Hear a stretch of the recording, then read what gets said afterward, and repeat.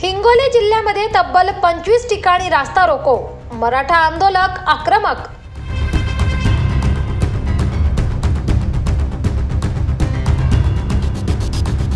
हिंगोली आज जरांगे पाटलांच्या उपोषणाचा 6वा दिवस। जरांगे पाटलांच्या जीविताला कमी जास्त झाल्यास महाराष्ट्रातील कायदा सुव्यवस्था अबाधित राहणार नाही, आंदोलकांचा सरळ इशारा।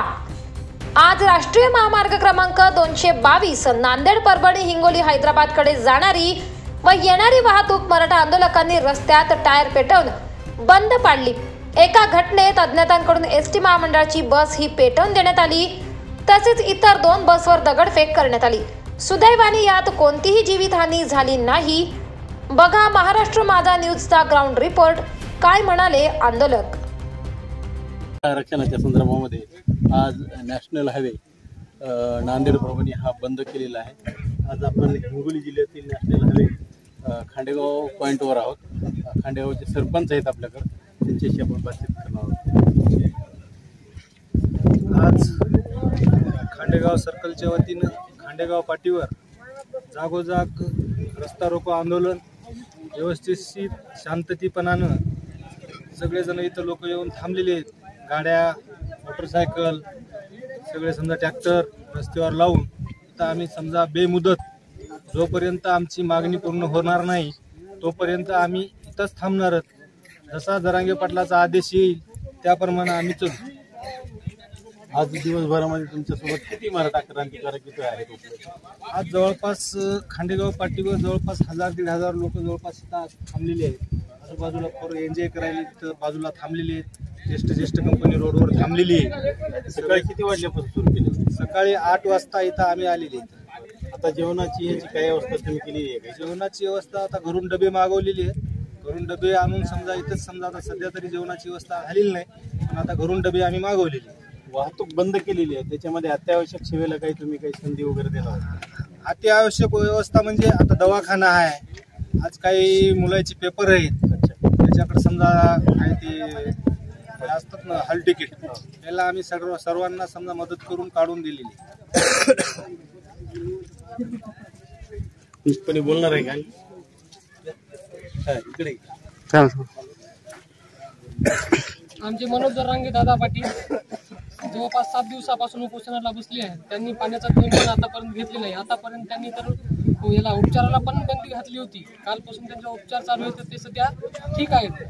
मी देवेंद्र फडणवीस गृहमंत्र्यांना, उपमुख्यमंत्री एकनाथभाई शिंदे साहेब व उपमुख्यमंत्री अजितदादा यांना विनंती करतो की आमचा मराठा समाजाचा जो प्रश्न आहे तो लवकरात लवकर मार्गी लावावा, अन्यथा याचे तुम्हाला भविष्यामध्ये भोग भोगावे लागतील।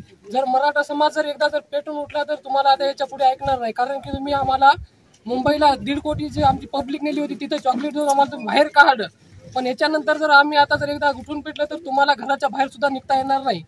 याची तुम्ही दखल घ्यावी व आमचा जे मराठा समाजाचा प्रश्न आहे ते लवकरात लवकर मार्गी लावावा ही सरकारला मी नम्र विनंती करतो। सोयीचं काम करायचं, त्या ठिकाणी 1.5 ते 2 कोटीच्या वर आम्ही त्या ठिकाणी मुंबईला गेल्याच्या नंतर त्या ठिकाणी सरकार पळत आलं आणि पुन्हा आम्हाला सांगितलं की बाबा आम्ही तुम्हाला सगळ्या सोयऱ्याचा अध्यादेश पारित करू। ते सांगितल्याच्या नंतर 7 दिवस आमचे 2 कोटी लोक अतिशय शांततेच्या मार्गाने गेले आणि शांततेच्या मार्गाने आम्ही वापस आल्याच्या नंतर आम्हाला वाटलं अध्यादेश करतील, आम्ही एक अधिवेशन घेऊ। शांततेचा बांध फुटलाय असं वाटतं? आता शांततेचा बांध किती दिवस ठेवायचा? आमचे हातपाय तोडतो म्हणाले तरी आम्ही शांत बसलो। आमचा माणूस आज मरायले तरी आमचा पहिलाच एक माणूस आम्ही या ठिकाणी गमावलेला आहे। अण्णासाहेब पाटील मेन त्याने असं नेतृत्व केलं, ते असंच गेलं। हे गेल्याच्या नंतर मग करायचं का? मग आमच्या लेकराला आमच्या कोणाला जर या ठिकाणी काही मिळतच नसेल तर आम्ही किती दिवस शांत बसायचं? हे राजकारणी 20 काय करायचं कोटी घेऊन पळून चालले, त्याला सगळं जमायले। शपथविधी सकाळी जमायलाय, माणसं फोडाय जमायले, सगळं जमायले, फक्त आरक्षण जमवलं। मग आम्ही किती दिवस शांत राहायचं? कारण महाराष्ट्रावर मराठीचा अधिकार नाही, आमच्याच फक्त मागण्या का मान्य होत नाही? आणि तर समाजाच्या ओबीसीचं त्या ठिकाणी तुम्ही पाहिलं अधिवेशन, त्यानं हिंगोलीला सभा घेतली, ते डायरेक्ट म्हणले याचे हातपाय तोडून। इतर समाजाच्या विरोधात मराठा समाजाला मुद्दामून या ठिकाणी वेगळं दाखवण्याचा प्रयत्न प्रत्येक राजकारणी या ठिकाणी करायचं, मग आम्ही कितीपर्यंत संयम बाळगायचं? सरकारला काय आव्हान असेल? आमच्या सरकारला एवढंच म्हणणं आहे की तुम्ही त्या ठिकाणी आरक्षणाचा विषय तातडीने सोडवा. तुम्ही आजच्या आज जा, जरांगे पाटलाला भेटा, तुमचं काय म्हणणं आहे तुम्ही सांगा. जरांगे पाटलाची तब्येत जोपर्यंत चांगली राहील तोपर्यंत महाराष्ट्र जशाला तसा राहील. ज्या दिवशी जरांगे पाटलाची तब्येत ढासळली त्या दिवशी महाराष्ट्राला कोणीही वाचू शकणार नाही.